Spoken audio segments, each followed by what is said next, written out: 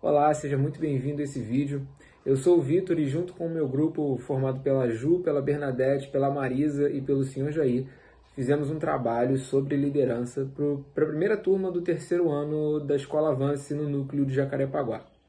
A gente dividiu esse trabalho em duas partes. Essa que você está assistindo agora é a primeira. Se você ainda não viu a segunda, eu recomendo que depois você assista. A gente vai falar um pouco sobre liderança em momentos de crise, desafios e especialmente essa questão toda que a gente está vivendo agora em 2020 sobre a pandemia do novo coronavírus. Antes da gente propriamente entrar numa entrevista que a gente vai ter, eu só queria passar algumas informações de uma pesquisa que a gente fez com diversas pessoas que não são líderes e algumas que são líderes, tanto dentro da igreja quanto no âmbito profissional. E eu queria falar com vocês os resultados que a gente obteve. Então vai ter um pouquinho aqui e vai ter um pouquinho no próximo vídeo, na parte 2. Então depois confere lá também, para também assistir a próxima entrevista. Uma das coisas que a gente queria entender é o que mais se espera de um líder. E a gente percebeu que, no geral, as pessoas esperam que o líder seja servo, não autoritário, conselheiro, exemplar e inspirador, no geral, e que o líder seja uma pessoa que tenha responsabilidade, influência, direção, humildade e amor para poder tratar essas pessoas. A gente não vai entrar muito nos detalhes sobre isso, mas fica essa reflexão. Se você é líder, no geral, tanto os líderes quanto pessoas que não são líderes estão pensando que é necessário que você seja um servo, não seja autoritário. Quando eu chamo servo, eu quero dizer a pessoa que realmente serve, se coloca à disposição da sua equipe, tá? Conselheiro, exemplar, inspirador e que você tenha, como eu falei, responsabilidade, influência, direção, humildade e amor no seu trabalho. E sem mais delongas, vamos começar com a entrevista. Hoje a gente tem aqui com a gente o Rodrigo Costa, ele é pastor da Igreja de Nova Vida de Jacarepaguá e ele também é empreendedor. Hoje ele está com um trabalho novo, mas ele também já trabalhou no mercado de energia. E confere aí a entrevista, espero que você possa aproveitar bastante e que seja inspirador e de bastante crescimento aí para você e para sua vida. E como eu falei, não perca a parte 2. Se você ainda não viu, assiste lá. A gente está falando, focando especificamente na parte de liderança no momento de crise, desafios, e também dando abertura para um comentário sobre essa questão da pandemia. A primeira ideia aqui contigo nem era muito a relação da igreja, era um pouco mais a visão profissional, Tá. porque a gente sabe que você está envolvido trabalhando. Você falou, antes de vocês chegarem, eu estava conversando com ele, ele falou que ele nem chegou a parar de sair, que ele continuou indo trabalhar presencialmente, mas eu não sei como é que foi a questão de equipe. A gente tem até umas perguntinhas aqui, um bate-papo bem informal, um pouco mais abertas, mas assim, não precisa se alongar em nenhuma resposta, mas não precisa também achar que está a pouco. Responde assim o que você Não, achar, vamos mas lá, vamos, fique à vamos, vontade. vamos deixar livre. O que te levou à liderança? Só tinha você? Foi um chamado? Alguma circunstância indesejável, oportunidade? Ou, sei lá, alguma outra coisa? Isso no âmbito profissional, né? Não Acho muito que se aplica profissional. a qualquer coisa, né? Bom, eu comecei a trabalhar bem cedo, com mais ou menos 16 anos eu já comecei a trabalhar. E eu sou de TI, né? A minha formação base, vamos colocar assim, né? Embora eu já fiz um monte de coisas na minha vida profissional, a minha formação de base é de TI. E eu comecei a me especializar muito cedo e alguns cursos que eu fiz lá atrás, pouca gente tinha, então eu acabei, mesmo muito novo, sendo chamado para desenvolver alguns trabalhos. E então tem essa questão, esse pilar, né, de um conhecimento já em algum nível avançado e também o próprio perfil de tomar a frente para decidir, responder e mesmo às vezes sem... Isso eu acho que faz parte de cada um, né? Tem gente que é mais ousada e assume mais riscos e pessoas que não tem certo e nem errado, faz parte do perfil de cada um. Tem gente que já é um pouco mais comedida e tal. Eu sempre fui um pouco mais afoito e um pouco mais ousado, tomador de risco. Então, acho que um dos fatores, ou seja, um dos maiores fatores que me fez ter posição de liderança, não só no trabalho, Na questão da igreja, acho que vocês já sabem, eu já falei algumas vezes, né? Eu nunca me idealizei na minha cabeça ser pastor, eu não era nunca foi meu plano, meu projeto de vida, assim. Mas durante toda a minha vida na igreja, eu sempre tive envolvido com liderança. Na época de adolescentes, e depois envolvido com música, e com jovens ainda na igreja metodista. E depois eu casei, a gente continuou fazendo um novo caminhar, então, que também é um projeto que exigia, apesar do meu pai ter começado o projeto, né? Então, eu sempre tive envolvido em algum nível com liderança. Eu acho que muito mais pelo perfil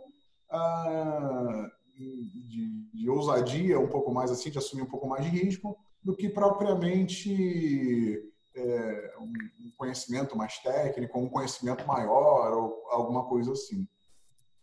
Entendi. Não sei se eu respondi.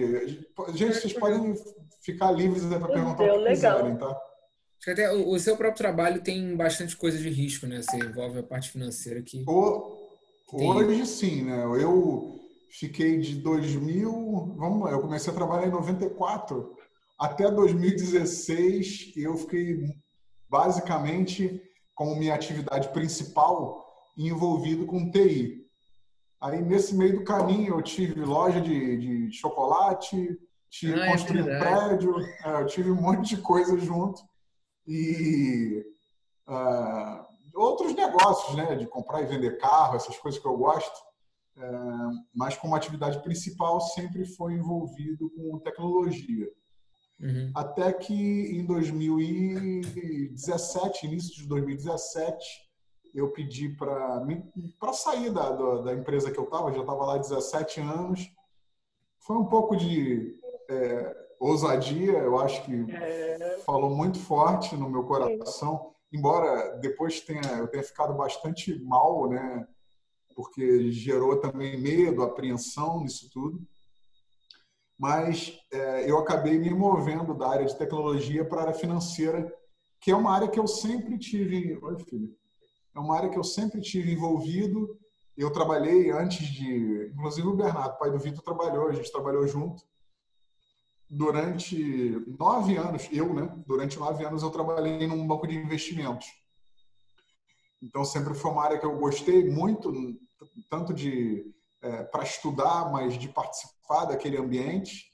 E aí, no início de 2017, eu acabei saindo lá da empresa, que era uma empresa francesa que eu trabalhava, e iniciei um projeto de internet e logo em seguida nessa área financeira. Então, hoje, sim, o meu dia a dia envolve bastante risco e risco financeiro, né? Não é bolsa de valores, né? Embora eu mexa com a bolsa, com o mercado financeiro propriamente, dando consultoria, ajudando pessoas, mas o meu negócio principal, não sei se vocês conhecem, a minha empresa faz a antecipação de recebíveis. Então, a gente antecipa valores que o mercado, de forma geral, compra crédito.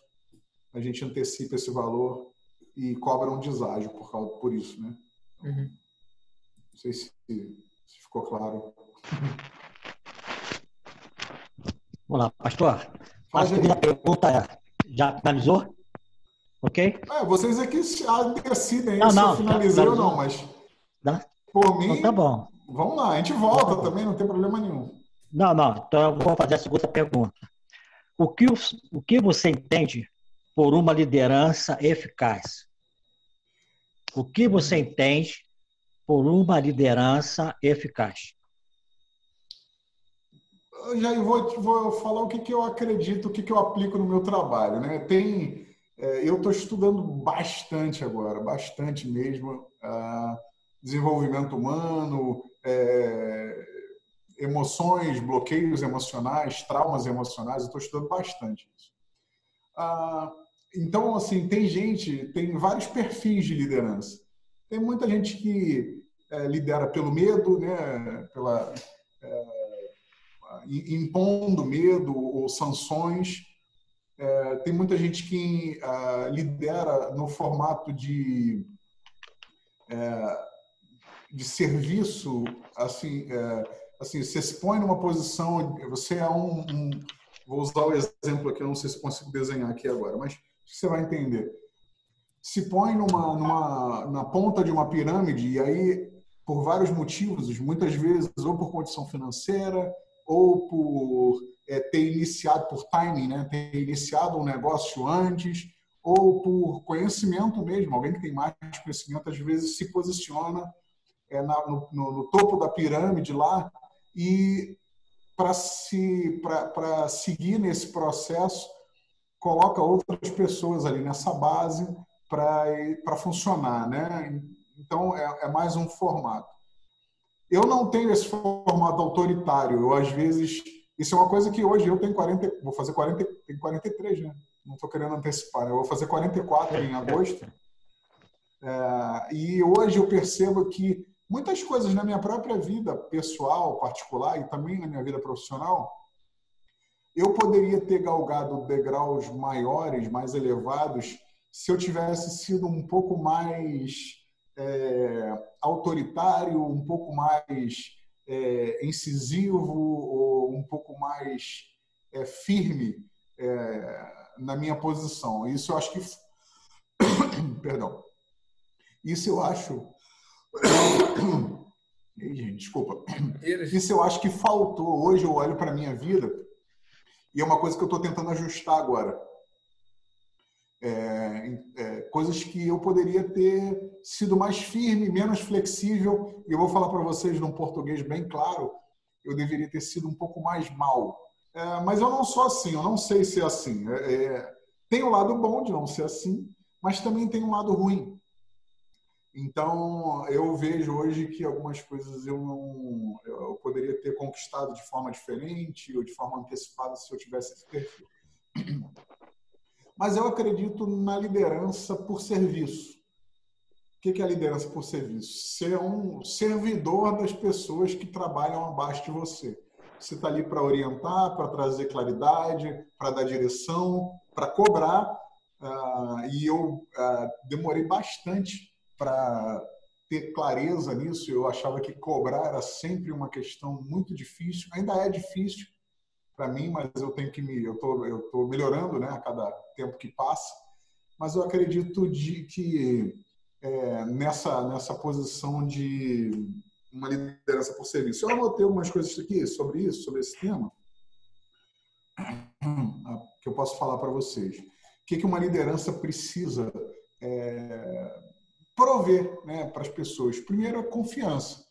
Né? Não só a gente está falando, se eu falar no ambiente profissional aqui, as pessoas precisam saber que se você está dando direção, você está qualificado para dar uma direção certa.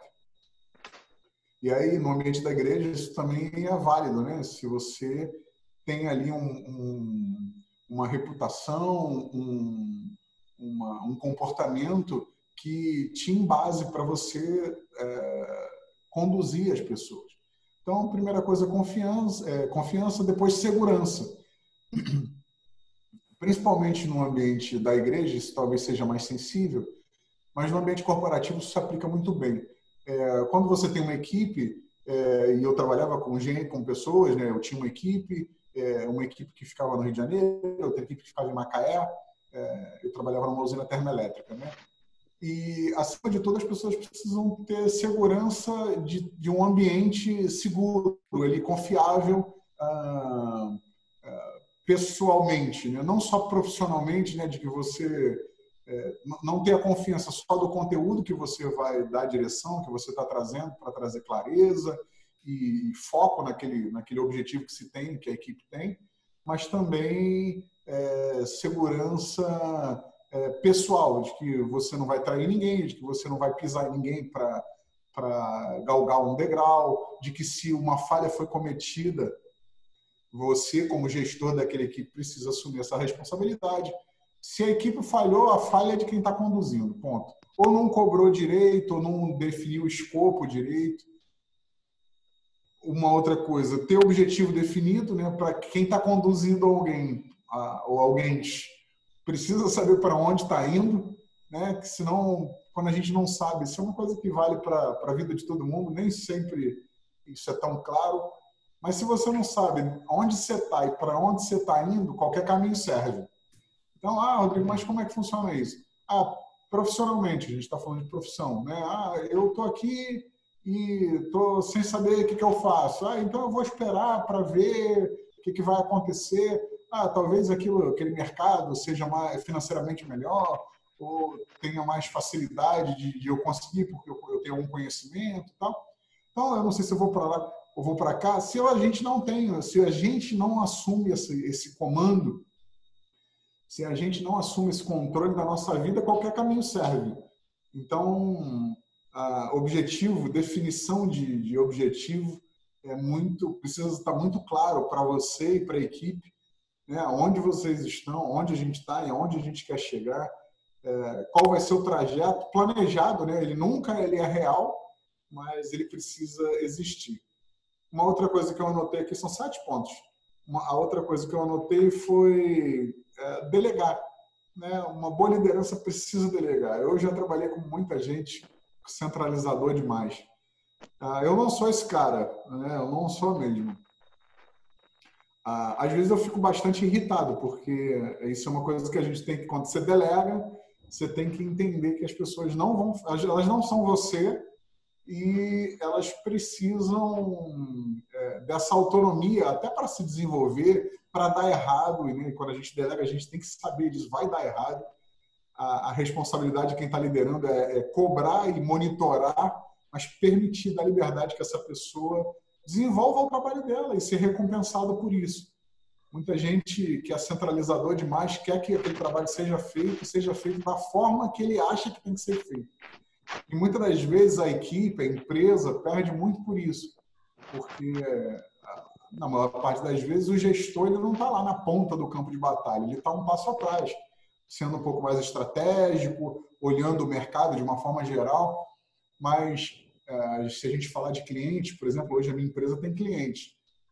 A sensibilidade em relação ao cliente ela está muito maior nas pessoas que estão lidando com eles todos os dias, com os clientes, do que propriamente comigo, que estou atrás, vendo um cenário mais macro, vendo um cenário maior, olhando para várias direções, do que exclusivamente com quem está dando ali atenção direta para o cliente, quem está sentindo, né, o pessoal do comércio fala que tem quem está sentindo o cheiro do cliente. Descobrindo talentos, eu botei aqui, né, desenvolvimento, né, desenvolver talentos. Essa é uma meta que eu tenho para mim, para minha vida, né? E não é simples não, tá? Ainda mais se você deixar seu ego falar um pouquinho, isso é uma coisa bem relevante que a gente pode levar para a nossa vida. Quando a gente começa a trabalhar e começa a ter, em algum nível, a ascender na nossa carreira, até na igreja também funciona assim. Se a gente começa a caminhar nessa direção, as pessoas precisam perceber e saber que, sim, existe um gostinho de estar nessa posição. Erradamente, mas as pessoas olham você de uma forma diferente e se a gente se apegar a isso, a gente quer uma certa glória para a gente quer um certo valor. No lado empresarial, isso tem algum sentido. Na igreja também tem, mas no lado empresarial tem algum sentido. Só que a gente é limitado na nossa... Deixa eu fechar aqui. A gente é limitado na nossa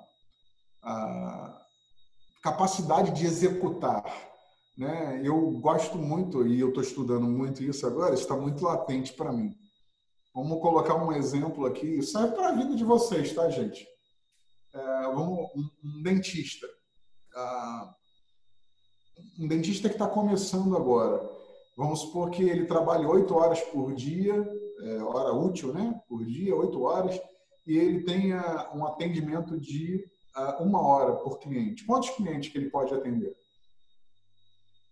Na prática, um pouquinho menos de 8, porque ele não vai atender exatamente... Não, mas vamos colocar que ele tem uma consulta de 40 minutos ou 45 e fica aí essa... 1 hora útil por cliente. Para a gente fazer uma conta fácil aqui. 8. 8. Todo mundo concorda? Beleza. Vamos supor que esse camarada que está, esse dentista que começou o trabalho dele agora, ele vá aperfeiçoando, ele consegue desenvolver uma técnica legal e ele começa a trabalhar 10 horas por dia. Quantos clientes ele consegue atender agora? 10. 10. Pode ter Perfeito, 20. beleza. Mas vamos supor que ele virou o melhor dentista do mundo. Quantos clientes no máximo ele poderia atender por dia? Os mesmos 10, a não ser que ele trabalhasse mais tempo. Num caso extremo, 24. Perfeito? Tá, beleza, 24. Mas ele é o melhor dentista do mundo. Então, por mais que ele se aprimore, por mais que ele alcance prêmios ou métodos, por mais que ele conheça da odontologia, por mais que ele tenha desenvolvido um produto que ninguém tem, um exclusivo, tenha patenteado algo, se ele for o cara, o braço que vai lá desenvolver isso, ele tem 24 horas por dia igual a todo mundo. Mas se esse cara criar uma clínica e colocar 20 dentistas iniciantes lá, a escala dele muda completamente. E não é diferente para a gente em qualquer liderança de qualquer trabalho. Se a gente não descobrir pessoas que podem dar continuidade a esse trabalho, e eu diria que, normalmente, se essas pessoas elas se engajam com uma visão e com um propósito, seja na igreja, ou seja num ambiente profissional, e para isso a gente precisa ter clareza, né, do objetivo que a gente quer chegar, qual é a recompensa que vai ser alcançada se a gente conseguir aquele objetivo, seja ela financeira, seja ela uma recompensa profissional, de autoestima, ou qualquer coisa. Se as pessoas engajam com isso, se você consegue vender essa ideia, esse sonho para elas, provavelmente elas vão desenvolver esse trabalho melhor do que você, porque quando alguém se propõe só, ao invés de trabalhar braçalmente, a só pensar em como aquele trabalho pode ser melhor desenvolvido e não precisa se preocupar com a operação em si, a tendência é que esse negócio, que essa empresa, que essa igreja, ela funcione bem melhor, né? A gente tem hoje esse modelo, um pouco desse modelo, na nossa própria igreja, né? O pastor André tem, e eu sou incentivador disso, né? De que cada um de nós, pastores auxiliares, peguem um pedaço desse trabalho braçal ou relacional para que ele fique livre, e a gente também, em algum nível, né? Para pensar, para perceber a visão, qual é o caminho que a gente está seguindo, planejar uma trajetória e tal. Um outro ponto que eu pus aqui tá disponível. A liderança autoritária, ela nunca quer ouvir. A liderança que sabe tudo, ela nunca quer ouvir. A liderança que é inflexível nunca quer ouvir. Isso é uma das coisas que o meu perfil, aí tem um lado bom, né, de ser um pouco mais mole, assim, um pouco mais manteiga derretida, facilita nessa hora, né? Porque eu sei ouvir bem, eu sei, não é muito difícil eu ouvir uma opinião contrária minha. E claro que ninguém gosta, né? Mas se alguém tiver um bom argumento e um bom argumento, uma boa defesa para aquele ponto de vista, eu não tenho muita dificuldade de me render àquele argumento, àquela voz, desde que aquilo seja bom para o todo, né? E não para aquela pessoa que está defendendo aquilo, né? Muitas vezes, na empresa principalmente, muita gente fala assim, entra na minha sala, fala assim, tem muita gente aqui reclamando disso, daquilo. Tem muitos clientes querendo isso, aquilo. Aí você vai ver, tá bom, quantos clientes são? São 5. Mas a gente tem 200 clientes, 300 clientes. Então, não tem um monte de gente, tem 5 clientes reclamando, ou tem 5 funcionários querendo alguma coisa. É importante ter esse filtro, mas o ouvir é extremamente importante.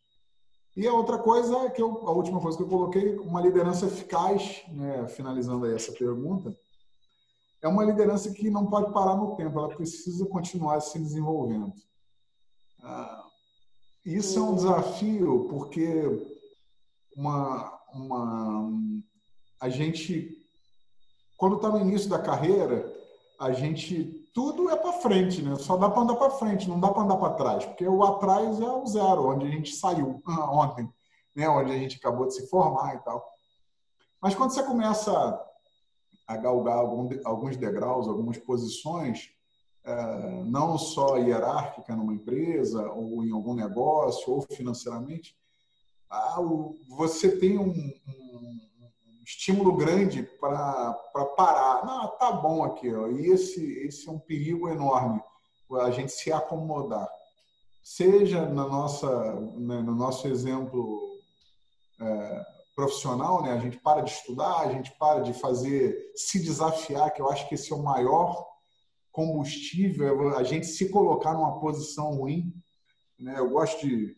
Tem um trecho um livro que fala sobre isso, não sei se vocês já ouviram esse exemplo, e antigamente, na época dos bárbaros, a conquista era no braço, era na guerra mesmo. E um exército, um pequeno exército, agora eles eram menores, eles tinham que enfrentar uma batalha e eles iam invadir uma terra e eles se preparam todos e vão para aquela guerra, os navios atracam na praia, todo mundo desce e aquele comandante dá uma ordem, dá uma direção, empolga aquela turma, olha aí, essa é a nossa recompensa, se a gente vencer essa batalha, a gente vai chegar do outro lado, a gente vai ter conquistas, a gente vai ganhar essa terra, a gente vai ganhar mais riqueza, e ele fala isso e tal, e ele manda tocar fogo nos barcos. Por quê? Porque aí não tem mais volta, não tem mais, só tem vencer agora. Então, muitas das vezes na vida, eu já tomei algumas posições dessas, algumas menores, de arriscar, às vezes, dinheiro, só dinheiro. Mas essa que eu comentei com vocês, quando eu saí da empresa, foi um desafio bastante grande para mim, porque a Aline não estava confortável, o meu diretor não queria me liberar, eu fiquei 1 ano negociando a minha saída, e de uma hora para outra parece, então tá bom. Aí estava o máximo, é isso tudo que eu quero, e quando eu percebi, as coisas não funcionaram como eu gostaria. Então eu fiquei para baixo, fiquei meio deprimido, chorei bastante, mas não tinha, a ponte que estava atrás de mim tinha sido queimada, não tinha o que fazer mais, né? Eu confesso que naqueles momentos de dor talvez eu tivesse corrido de volta, mas as pontes tinham sido queimadas e eu não tinha mais jeito. Então, acho que é isso. Não sei se eu respondi aí ou se tem mais coisa para falar. Sim, respondeu sim, pastor. E dando continuidade, né, o grupo gostaria de saber quais os maiores desafios que você já enfrentou na liderança. Maiores desafios? Os maiores desafios. Tudo que você falou já até toca nessa pergunta, né? O maior desafio que eu acho na liderança, a primeira coisa é esse é um desafio pessoal. Muitas das vezes a gente não se sente capaz, né? A gente tem as nossas limitações e a gente, eu vou usar o exemplo da igreja, porque na empresa não é assim que funciona, né? Mas na igreja as pessoas acham que que pastores, né? Vamos me colocar como pastor aqui, que o pastor ele sabe de todas as coisas sempre, de que ele não tem dúvida de nada, de que ele sempre sabe qual o caminho que Deus está direcionando para ele. E esses desafios. Então, o primeiro desafio, acho, dos maiores, né? É essa percepção de que você pode e que, né, para quem tem esse relacionamento com ele, de que você não está sozinho nessa caminhada, né? Ele propõe para nós um desafio, um projeto, e a gente tem que se render e seguir. O outro são pessoas. É difícil, né? Pessoas são difíceis, são sensíveis. E né, a minha vida toda, ou quase toda, eu lidei com máquina. Embora tinha equipe, né? Com máquina é sempre muito mais fácil, né? Você programa o computador e ele vai executar exatamente aquilo que você quer. Mas com pessoas e se você tem um desempenho que depende de uma equipe, cada um faz um pedacinho, essa equipe precisa estar com um propósito alinhado, ela precisa estar bem, ela precisa estar feliz, entre aspas. Acho que nem quando você trabalha em equipe, tem sempre um Zé que não está bem, que ele está olhando para o vizinho, que ele está olhando para a grama do outro, para o salário do outro. Às vezes nem tem, doido demais isso, porque muitas das vezes nem tem nada a ver com o próprio trabalho, com a própria empresa. Né? Na época que eu trabalhava em banco de investimento, era um ambiente de pessoas que tinham muito dinheiro. E era muito doido, mas um dos caras que fez parte da minha equipe, por algum tempo, e ele era muito novo, era um dos filhos era um dos filhos de um dos donos do banco. Então, assim, a realidade que cada um de nós vivia era completamente diferente. Então, assim, os membros da minha equipe, para pensar, era até coerente, vamos colocar assim, não era louco, mas a realidade entre os membros da equipe era muito diferente. Então, é um exemplo muito antagônico, mas às vezes alguém na sua equipe, lá no seu trabalho, sei lá, tem um pai que tem um pouquinho mais de condição, ou pode estudar alguma coisa que o outro não estudou e por isso ele chegou agora e logo ele vai ser promovido. Um monte de circunstâncias. E acontece demais isso. Então, você conduzir... primeiro, a gente está falando de problemas positivos, né? Que é quem quer crescer e alguém quer ganhar mais. Isso são problemas positivos, né? De você... Eu gosto, né? Já falei isso mais de uma vez. Eu gosto da meritocracia no sentido de resultado. Eu acho que quem tem resultado, não importa se chegou ontem, se chegou hoje, se tem 30 anos, 50 ou 22. Chegou agora, está dando mais resultado para a equipe, para a empresa, seja lá o que for. Esse cara tem que ser recompensado e pronto. Ah, mas o outro, por que o outro? Eu já estou aqui há 10 anos. Cara, mas você está aí há 10 anos parado, você está aí há 10 anos sem estudar. Você está aí há 10 anos cumprindo rigorosamente seu horário. Não chega atrasado 1 minuto, mas também não faz 1 minuto, não fica mais um pouquinho. Então, tem toda uma série de circunstâncias que eu acho. Mas acho que o maior desafio são pessoas. E aí o lado ruim é quando tem briga, né? Quando tem fofoca, é quando tem desavenças, é quando tem um querendo dar pernada no outro. Ah, Rodrigo, mas isso acontece em todo lugar. E sim, inclusive na igreja. Né? Graças a Deus menos, eu acho. Né? Mas acontece. Então, na empresa é relativamente um pouco mais fácil. Embora eu tenha maior dificuldade, hoje muito menos, né? Mas no início da minha carreira, eu lembro como foi muito difícil eu demitir um cara da minha equipe. Foi bem difícil. E eu tenho esse coração mole, aí eu fico pensando, né? Pô, o cara é casado, o cara tem filho. E a primeira pessoa que eu tive que demitir, ela tinha uns 10 anos mais do que eu. Foi bem... hoje eu não tenho o menor problema. O menor problema não é que eu não sinta nada, eu sinto.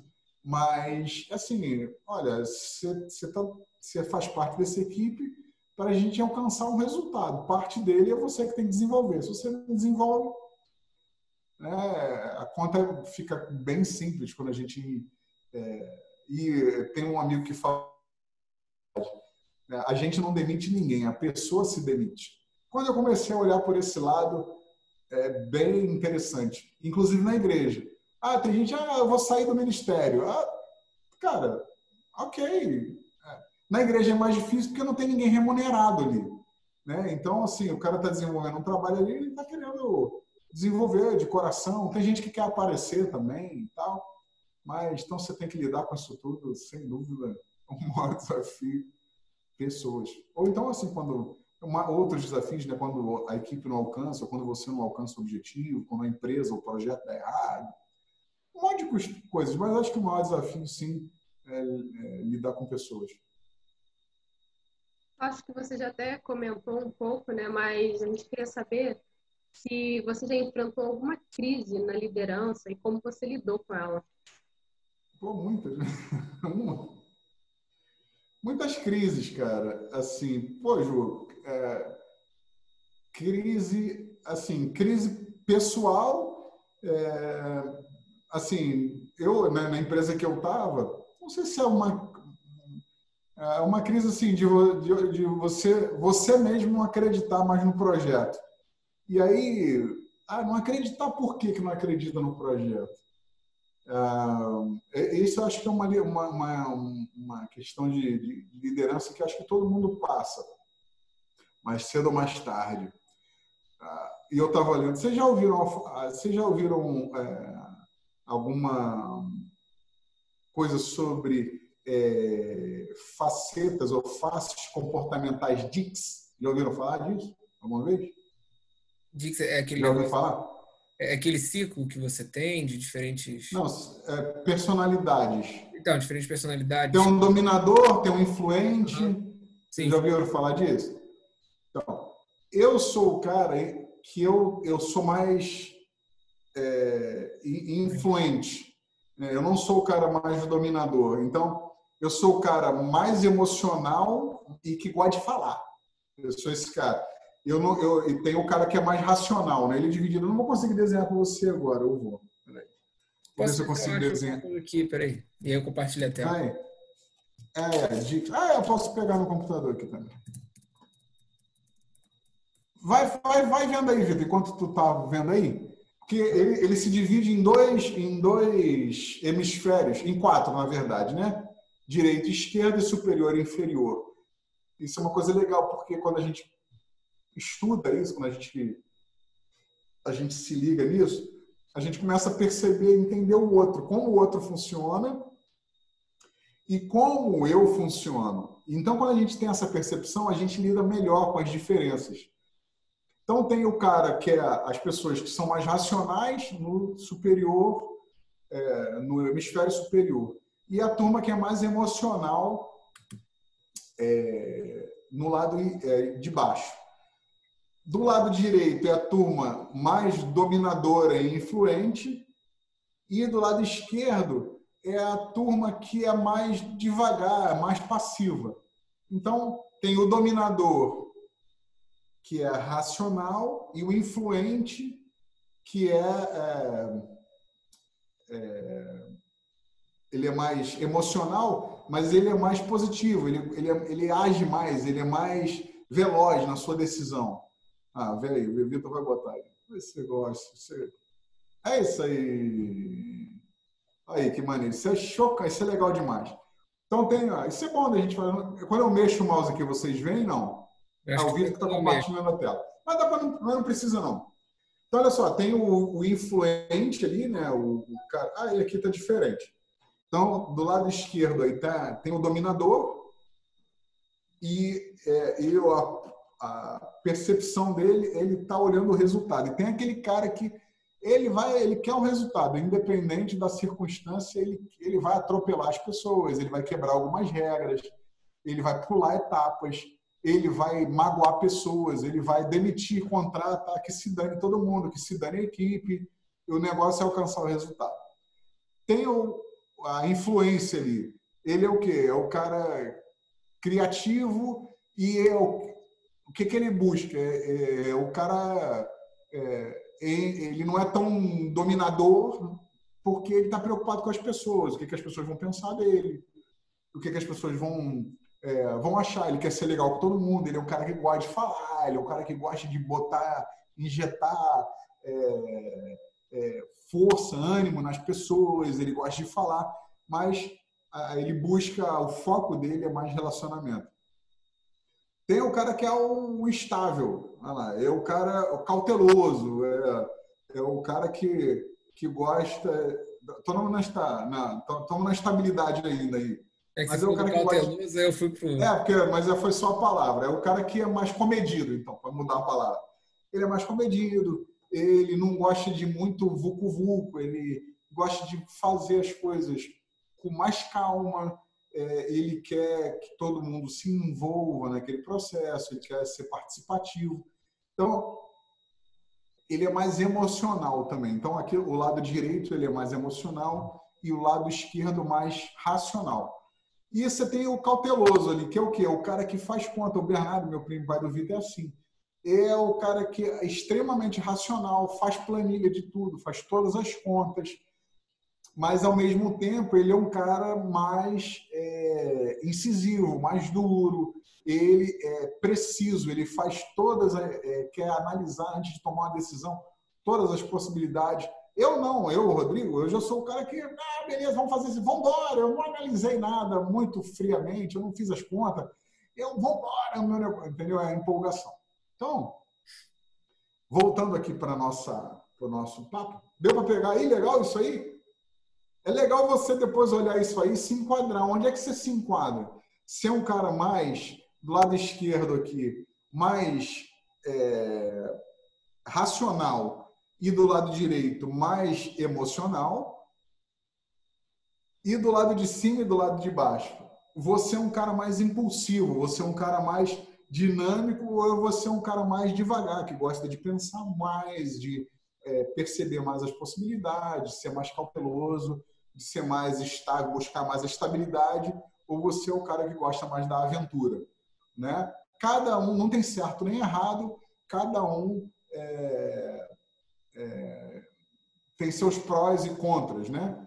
Então, se a gente tiver oportunidade de novo, eu gosto de falar disso. A gente pode estudar um pouquinho os prós e contras de cada um. Mas eu sou esse cara ali, eu sou o da influência. Gosto de fazer as coisas, vamos embora, aí não meço muito as consequências e tal, mas eu me preocupo muito com o relacionamento. Então, a gente estava falando de problemas, aí é que eu acho que foi uma falha minha. Eu deveria, né? O que eu busco hoje na minha vida com esse entendimento? Eu busco um pouquinho mais de ser o dominador. Eu preciso ser um pouquinho mais dominador, o Rodrigo. E um pouquinho mais cauteloso, né? Mas se eu tivesse que escolher, eu seria um pouquinho mais dominador. Eu não me acho um cara tão inconsequente. Eu gosto de risco, mas eu não me acho tão inconsequente. Mas já tomei burdoadas feias em várias áreas da minha vida por ser mais ousado, né? Vamos lá, botar o carro na frente, o dinheiro na frente, e depois o negócio está errado, coisas desse tipo. Mas, em termos de problemas que a gente está falando aqui, problemas de dificuldades, algumas crises. Primeiro que eu falei sobre essa questão, se você desistir do projeto, esse cara, o influente que sou eu, né, hoje eu sei que eu sou eu, nessa época eu não sabia tanto, é um cara movido a projeto, a novidade. Quando a coisa entra numa rotina ali, que o pessoal do racional adora, gosta de ficar passeando por ali, quanto mais estável, menos novidade tiver, isso me mata. Então, é uma coisa que eu hoje tenho que tomar mais cuidado, que eu não, ainda mais na minha idade, né? Agora eu não também. Ontem eu falei isso para a Isabela e para o Guilherme. A gente estava falando sobre alguma coisa, saiu um pouco desse assunto. Eu falei, cara, eu gostaria de ter sido mais ousado e eu tive oportunidade, tá? Tipo assim, vou me meter as caras aqui e vamos ver o que acontece. Se der errado, tudo bem. Eu não tinha uma família para sustentar, eu não tinha um ministério que eu tenho que participar, eu não tinha um casamento que eu tinha que cuidar, eu não tinha nada disso, era só eu. Se desse errado, problema, perdi meu dinheiro todo. É só ganhar ele de novo, nada mais completo, nada mais complexo que isso. Então, eu acho que eu me arrependo, não sei se é a melhor palavra, né? Eu não tinha a cabeça que eu tenho hoje. Talvez quando a gente era mais novo, a gente já ouvia assim, eu queria ter 20 anos com a cabeça que eu tenho hoje. Não dá, isso não dá. A gente tem que aprender o mais rápido possível. Agora, crises, eu enfrentei uma crise bastante grande. Quando eu saí da minha igreja antiga, eu conduzia lá o Ministério de Jovens e também o Novo Caminhar. O Vitor, não sei se você vai lembrar, mas eles faziam parte da mesma igreja que eu. E teve uma questão complexa com o pastor que estava lá. Ele era muito autoritário e ele começou a tomar um monte de decisões que eu não concordava. Aí, qual era a crise? Eu liderava um monte de gente. Então, assim, tinha um projeto que estava em andamento, ele precisava ser concluído, ele precisava ser entregue, ou sei lá, alguma coisa desse tipo. E, por outro lado, eu já não concordava mais com aquilo, com a postura, com a posição. E eu e a Aline, né, demoramos muito tempo para a gente tomar uma decisão e, aos poucos, a gente foi formando novos líderes que poderiam continuar aquele processo até que a gente tivesse porque eu também não achava certo, porque apesar de eu não concordar, o pastor, então eu nunca o desrespeitei, apesar de eu tenho uma coisa assim, né? Se eu não concordo, sempre tive a firmeza e a ousadia de ir lá falar, cara, olha, eu não concordo com o que você está fazendo. Não concordo, mas por quê? Ao invés de eu ficar comentando e disseminando, né? Eu fui falar, eu tive algumas conversas com eles, dizendo, olha, eu não concordo, não acho legal, não acho que está sendo, acho que a gente está destruindo ao invés de construindo e por aí vai. Mas eu não vou desobedecer, eu não vou desonrar, mas eu não concordo, eu quero deixar claro. Então, a posição dele não mudou, então eu também não acho que eu deveria comprar mais aquele projeto. Bom, foi o motivo até pelo qual eu fui parar aí na igreja, né?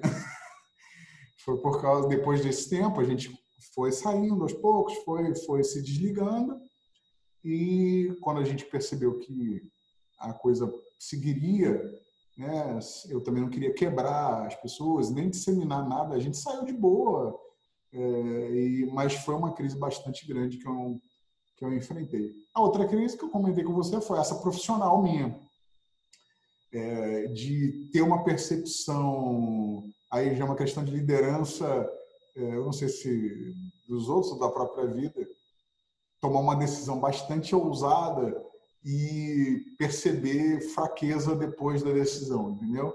E tive que lidar com isso e foi bastante duro, foi bastante difícil de ter que me reinventar, apesar de ter, né, de eu ter todo mundo fala, muita gente falou para mim, cara, você tá doido. Eu falei, não, cara, eu quero ter um negócio meu, eu quero alcançar coisas maiores, porque eu estava 17 anos. Tem gente que é de boa com isso, né? Eu estava 17 anos nessa empresa e eu não tinha mais para onde ir, né? Eu não estou querendo me justificar para você, né? Eu nem preciso, mas eu não tinha mais uma perspectiva profissional. Eu tentei sair da empresa, era uma empresa multinacional, tentei sair do país algumas vezes e não fui brecado, não consegui. Então eu não tinha mais o que fazer. Ou eu continuava ali ganhando meu salário, que era um ótimo salário, não tenho que... Eu ganhava muito bem, obrigado. Mas eu tinha que ficar ali paradinho, e aí entra o meu lado influente daquela questão do emocional e influente, de precisar de alguma coisa mais dinâmica. Quando a coisa começou a entrar muito numa rotina, aquilo começou a me danificar, a me quebrar por dentro, a me matar por dentro. Então eu tinha que pular do barco, e foi bem difícil, porque a gente acha que tudo vai funcionar conforme a gente planeja, mas não é assim que funciona.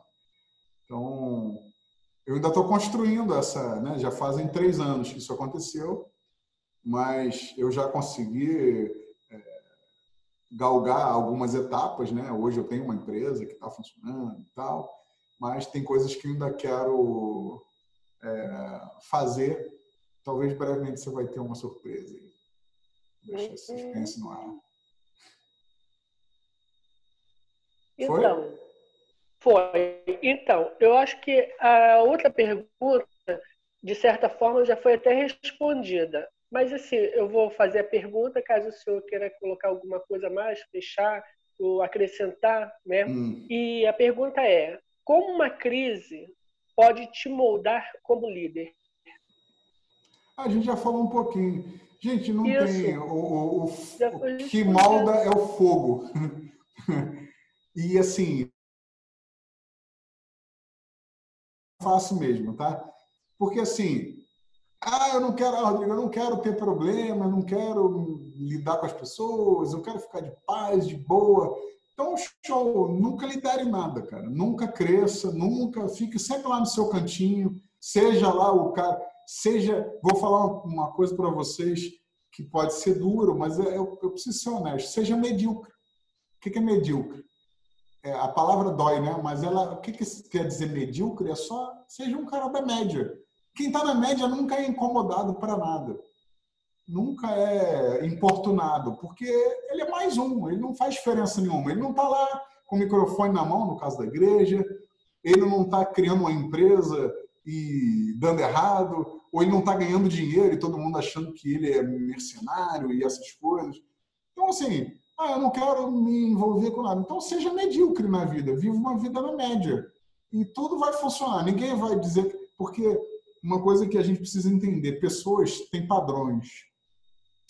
E as pessoas querem que você... Elas não querem nem que você seja menor que elas, porque aí elas vão te julgar. Pô, você não faz nada, você é isso, você é aquilo. Mas elas também não querem que você cresça. Então, não se assuste se você começar a crescer em algum nível, se você crescer profissionalmente, se você crescer financeiramente, se você crescer ministerialmente, você vai tomar pedrada. Né? A árvore que dá fruto é que toma pedrada. A árvore que não dá fruto não acontece nada. Então, a gente tem que entender isso. Eu quero o Galgal, né? A Ju aí e Vitor, que estão começando a vida. Né? Eu quero crescer. Cresça, você tem que crescer, você tem que ser melhor que todo mundo. Eu acho isso. Acho mesmo. Vocês têm que ser melhores em tudo, se dedicar mesmo, porque a recompensa vem. Mas não acho que vai ser neutro, né? Vai tomar pedrada dentro de casa. Né? Eu lembro da minha mãe, que minha mãe hoje, eu tenho 44 anos, esse ano eu faço 20 anos de casado. E ainda hoje, a minha mãe, quando ela vê que... E hoje eu trabalho menos do que eu trabalhava. Eu viajava muito e tal. Cansei de minha mãe falar para mim assim, pô, você está trabalhando muito, estou com medo de você ter um treco. Eu entendo a minha mãe, ela quer me proteger, ela quer me resguardar. Pô, mas ela não... qual é o incentivo dela profissional para que eu trabalhe mais, para que eu ganhe mais dinheiro, para que eu seja mais... É nenhum, pô. Porque ela está olhando para mim, ela quer me guardar. Talvez aí a Bernadette fale a mesma coisa para a Juliana. E quando, na verdade, como é que a liderança é formada e, na verdade, o caráter é formado? É quando a gente vai para a batalha, quando a gente vai para o fogo mesmo. Quando a gente queima a ponte. E não dá para voltar, só dá para ir para frente. Então, muitas vezes, a gente toma bombardeios, sangra, chora. A gente passa os apertos que a maioria das pessoas... não sabe, né? Eu já falei essa frase um monte de vezes. Né? Todo mundo vê. Peraí, deixa eu lembrar a frase. Tombos que leva. Não, todo mundo vê os tombos. Não, todo mundo vê as pingas que a gente bebe, mas ninguém vê os tombos que a gente toma. É o contrário, né? Todo mundo vê os tombos que a gente toma. Não, é o contrário mesmo. Todo mundo vê as pingas que a gente bebe, mas assim, quando a gente quando todo mundo tá ali, né? Pô, pastor André, pô, eu vou usar o exemplo da igreja. Pô, a igreja, assim, a igreja, né? Agora ele é bispo, a igreja tem não sei quantos membros e tal. Mas ninguém tava lá, pô, quando tinha 20 pessoas, que ele tinha que fazer tudo sozinho, só tinha ele. Ninguém vê os pequenos começos. Né? Se você conseguiu uma situação financeira legal, todo mundo acha que você é o gênio da lâmpada. Mas ninguém vê quantas noites você dormiu, quantas noites você virou trabalhando. Ninguém sabe, pô. Então, por isso que eu acho assim, que quando a gente se empenha em passar pela crise, né, ela virá. Quando a gente diz que a gente bate no peito e vai chegar do outro lado, pode doer, mas sempre passa. Às vezes causa dano, né? Mas sempre eu tenho escutado uma frase que ela precisa fazer parte da nossa vida.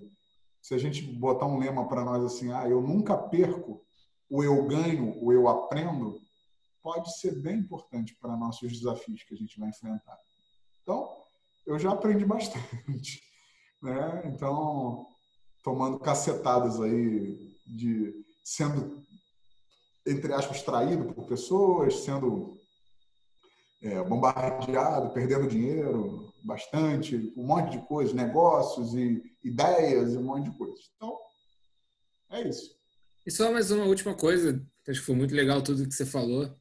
E a gente queria só fazer uma pergunta sobre uma crise muito específica, que é essa que a gente está vivendo agora. Todo mundo distante, longe, muita coisa online. Você até continuou trabalhando presencialmente, na igreja, na verdade, tudo à distância. Na igreja não, né? Mas no escritório, sim, eu praticamente não deixei de trabalhar. E o teu pessoal? Embora a gente... Oi? O teu pessoal foi também ou ficou mais de casa? Não, a gente inicialmente preservou a equipe. Eu, infelizmente, tive que desligar um pedaço do quadro da minha equipe, mas hoje já voltaram. Então,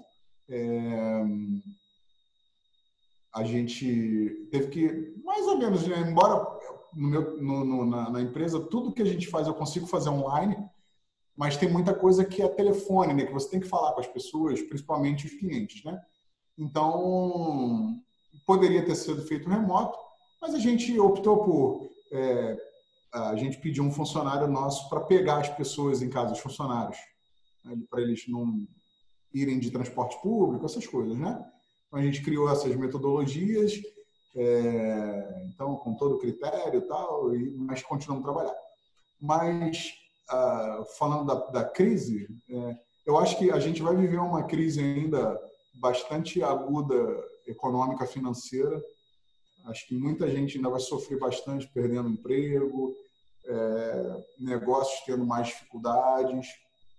Acho que a gente ainda vai passar, acho que a gente não chegou lá agora que vão começar os balanços dos resultados da empresa, que vão começar a refletir isso, né? Porque de forma geral a economia afundou, e com a economia afundando, quem tem dinheiro não investe mais, e, por consequência, os empregos são diminuídos e as pessoas têm menos dinheiro, menos compram, aí a indústria menos vende, aí vira uma bola de neve invertida, né? Então, acho que a gente ainda vai ter bastante dificuldade. Mas uma coisa que, aí por isso que é importante falar disso, a gente vai enfrentar um mundo novo quando começar tudo a retomar. Empresas que tinham 100 funcionários perceberam que com 60 elas conseguem funcionar. Eu não tenho a menor dúvida que elas vão demitir. Empresas que tinham 2, 3 andares vão deixar as pessoas continuar trabalhando em casa, porque é melhor para as pessoas, elas preferem, e é melhor para as empresas, que agora elas podem entregar 2 andares e ficar só com 1. Então, muita coisa vai acontecer. Agora, está criando um mercado gigante na internet, para você fazer qualquer coisa na internet. Então, isso para o Vitor e Ju, que estão nessa pegada aí, iniciando a vida, extrema importância. Vocês se envolverem com isso, saber como é que funciona, perceber que talvez a profissão que vocês estão começando, ela pode ser extremamente abalada pelo mercado daqui para frente. Então, tecnologia e internet, para você ver, um exemplo só. Vou usar um exemplo pessoal, tá? Mas que se aplica hoje, que faz parte até do mercado que eu trabalhei. Eu trabalhei no mercado de energia, né? Trabalhava numa usina termoelétrica, gera energia, né? Geradora de energia. E o pai da Ana Cláudia, do Juninho, ele era um cara que trabalhava em Furnas. Você já viu aquelas grandes torres que fazem transmissão de alta tensão, aquelas torres que tem ali no Mato Alto, aquelas que passam lá por cima. O pai da Ana Cláudia era um especialista em manutenção dessas linhas. Então, de tempos em tempos, ele fez muito, depois ele tinha uma equipe que fazia isso. As pessoas iam lá em cima, penduravam no cabo, tinha que andar o cabo todinho num carrinho para olhar o cabo, como é que estava, se tinha algum dano, se tem algumas peças que desgasta com o tempo e tal, se aquilo precisava ser trocado, porque uma queda num cabo daquele é um transtorno louco. Essa profissão vai acabar muito rapidamente, porque hoje essas inspeções estão sendo feitas por drones. Da mesma forma que a Amazon está fazendo entrega com drone. O Uber está entregando pizza nos Estados Unidos com carro sem motorista. Coisas que há pouquinho tempo... Não sei se vocês já viram isso. Já viram? Vocês já viram a entrega da Amazon? Olha aí, quando acabar aqui o papo, coloca aí no Google aí. Amazon entrega drone. Bota só assim no Google, você vai ver vídeos. Eles saem sendo distribuição deles, um drone e entrega na casa da pessoa. É louco. Mas já está aí. Já está aí sendo testado, né? Daqui a, vamos colocar, 5 anos. Vitor tem 25 anos, 24, né? 25. 25. Então, quando você tiver 30, que quando a gente está assim, ó, a carreira está como é outro mundo, vai ser outro mundo. E vocês têm que se preparar para isso. A gente também é mais velhos um pouco, mas a gente vai ver um mercado, um mundo que a gente não conhece hoje. O mercado, eu leio muito sobre o mercado financeiro, os bancos dizem, as instituições financeiras, que essa pandemia vai avançar o mundo em 10 anos, entre 5 e 10 anos. Porque empresas que estavam postergando o seu processo de home office, de digitalizar processo, precisaram fazer isso à força agora. Só que na hora que elas abrirem os olhos, elas vão perceber que elas se tornaram extremamente mais eficientes. Estão fazendo o mesmo trabalho, talvez até financeiramente ganhando menos nesse momento, mas estão fazendo o mesmo trabalho com 1/3 da equipe, com metade da equipe, com, sei lá, 60% da equipe. E aí, como é que faz? Essas pessoas vão ter que trabalhar em outro campo. Então, novos trabalhos vão ser gerados, novas empresas vão ser criadas. É isso. Isso, não sei se eu respondi. Falei nada da saúde, né? Hã? Fala.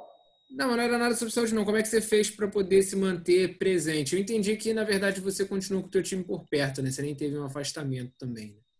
Além de se reinventar... Eu, físico... Não, mas assim, vamos usar o exemplo da igreja, cara. A gente usou essa tecnologia que a gente está usando aqui, só para vocês saberem, a empresa Zoom, a ação... Cresceu muito. A empresa cresceu 40% em 3 meses no mercado de ações, né? No mercado, a empresa em si, eu não sei quanto cresceu, porque como é um produto digital, né? Mas ela cresceu, as ações aumentaram em 40%. Então, começou todo mundo a fazer isso. Mas como eu sou um cara de TI, por exemplo, eu daqui de casa... Eu acesso meu computador do escritório, os servidores, os sistemas estão todos online. Eu cheguei a fazer um roteamento de telefone para as pessoas atenderem o telefone da mesa, via celular. Coisas que a tecnologia permite hoje, que para o meu cliente ele não saberia que eu estava fora ou dentro da empresa. Para ele era indiferente. Então, mas como é que a gente fez isso? Criamos um grupo de WhatsApp para todo mundo se comunicar e todo mundo ver a mesma informação ao mesmo tempo. Que é uma coisa que se perde muito, né, quando você está no mesmo ambiente trabalhando, é que um está tratando de um assunto lá, você está fazendo outro assunto, outra coisa aqui. O cara fala lá, você ouve. É fato. Isso, quando cada um está no home office, você perde. E aí já era. Isso faz extrema diferença. Ainda mais no meu negócio, que é um negócio que envolve risco. Então, assim, quando a gente sabe que alguém, eu quero ali... uma empresa parceira nossa percebeu que o cara foi inadimplente lá. Se alguém pega no telefone e fala isso, a minha equipe inteira já sabe. E aí, uma próxima operação que esse cliente estiver envolvido, todo mundo já vai estar com esse negócio na cabeça. Quando a gente está em ambientes físicos diferentes, essa informação precisa ser distribuída de forma mais intencional. Uhum. Mas na igreja a gente usou extremamente, né? O culto online. Eu sou sincero, né? Alguém estava lá na igreja domingo passado? Agora não, né? A gente fez um culto teste. Não sei se vocês ficaram sabendo, mas acho que sim. A gente fez um culto teste domingo só com a liderança. Algumas lideranças, né? Tinha, sei lá, 20 pessoas na igreja. Aí se você perguntar, Rodrigo, como é que foi a experiência? Foi ótima a experiência de estar lá. Mas eu acho que se você comparar a experiência de estar lá ou a experiência do culto online, talvez o culto online seja mais produtivo. Porque quando a gente está lá, a gente percebe, que não tem ninguém em volta. Que... É igual, eu não sei se vocês já tiveram essa experiência, eu já. Pregar para o nada, né? Pregar para a câmera. É um hábito, eu acho, né? E a gente, cada vez mais, vai ficar melhor nisso e mais habituado a isso. Falar com a câmera. Igual eu estou falando para você aqui, olhando para a câmera, não estou olhando para o meu monitor. Mas, quando a gente faz isso, é um treinamento, só que a experiência muda. Né? E aí, eu acho que a experiência do culto online foi bem satisfatória, foi bem legal. E uma coisa que a gente poderia ter tido mais, mas aí no culto, como culto é difícil, mas numa palestra, na IBD, por exemplo, A IBD, a classe que eu dou com a Aline, tem em média 58, tem em média 100, 110 pessoas, todo domingo, a gente é beça. Então, a gente consegue interagir bem com o chat, as pessoas entram, igual vocês estão fazendo aqui. Discute, conversa, dá opinião, a gente responde, a outra fala, responde outra coisa. Isso é fantástico. A gente, há 4 meses atrás, ninguém nem sabia o que era o Zoom. A maioria das pessoas da igreja desconheciam essa ferramenta. Eu conhecia porque a gente já usava no mundo corporativo, mas no ambiente normal, não. Foi isso aí. Bom, então, alguém tem alguma pergunta que queira fazer não sei. pessoal mesmo, uma curiosidade, sei lá? Alguém tem alguma dúvida fora do script? Só o seu código na bolsa para investir no senhor. Você não investe em mim, Ju. Ninguém investe em mim, né? Mas eu estou me planejando. Eu posso falar para você quando eu falei da surpresa, né? Eu estou me planejando para começar a falar sobre finanças na internet profissionalmente. Maneiro. Então, é uma coisa que já comecei esse projeto. Daqui a pouquinho sai do forno. Maneiro. Vou falar sobre algumas coisas. Não só sobre dinheiro, né? Sobre finanças. Vou falar sobre comportamento, sobre família, sobre algumas coisas. Beleza. A gente depois vai pegar esse vídeo, vai pegar uns pedaços e tal, até para poder cortar, por exemplo, alguma falha que possa ter tido, alguma coisa assim, e botar para o nosso trabalho, juntar com algumas informações que a gente também vai receber da Josine. Isso deve para o canal do Avance no YouTube. Tá, show de bola. Então, muito obrigado pelo seu tempo. Prazer, gente. Prazerzão. Essas experiências muito maneiras. Que bom, espero que eu tenha acrescentado para vocês aí. Coragem de... Muito, acrescentou muito. Pular daquele barco do jeito que você pulou, não. Muito bom. Assim... De alguns tudo bem, mas daquele eu não sei se eu teria. Eu entendi. Seu pai, eu sei. Seu pai foi um dos caras que foi muito contra isso, né? Eu sei. Mas a gente tem que respeitar os perfis, né? Porque tem um outro lado, né? Assim, não defendendo, mas defendendo, né? Tem coisas que só podem ser alcançadas quando a gente toma uma atitude como essa, né? Porque o outro lado ele é muito mais seguro, mas ele também é muito mais previsível, né? Então, mas aí é certo ou errado? Não é certo nem errado. Vão ter pessoas como eu que vai precisar disso, vai precisar de tocar fogo no barco lá atrás e deixar a coisa lamber para acontecer alguma coisa maior, né? Ou tomar alguns cacetes mesmo. E vão ter pessoas que vão preferir, por causa do Dix, né? Do seu temperamento, do seu perfil, uma situação de mais estabilidade e mais previsibilidade, né? Então, isso aí não há certo nem errado. Uma coisa que é importantíssima, eu vou encerrar aqui a minha fala falando isso. A gente tem que lembrar que, embora, né, eu amo o Bernardo é meu primo e é meu irmão. E a gente tem muito diferente nisso, muito mesmo, né? Muito, bastante. Mas uma coisa que é fantástica, ele, quando eu conversei, ele expressou a opinião dele, mas e eu discordo e respeito. E ele também discordou da minha opinião e me respeitou. Mas o que eu estou querendo dizer com isso? A gente precisa ser livre para fazer o que a gente quiser, né? Independente do que as pessoas vão achar, a gente tem que ouvir conselhos, sim, mas você precisa ser livre para viver a vida que você quer viver, independente do que os outros vão achar. Afinal de contas, né, Cristo, né, nos libertou para que a gente fosse completamente livre. Então, livre para a gente viver aquilo que a gente escolher, né, e eu espero que a gente escolha certo, mas livre para viver também o propósito que ele tem para a nossa vida. É mais importante do que qualquer outra coisa. Valeu? Gente, boa noite. Mais uma vez, obrigado. Boa noite. Um beijo, valeu. Muito bom. Um beijo, valeu, tchau. Até mais. Tchau, obrigado. Tchau.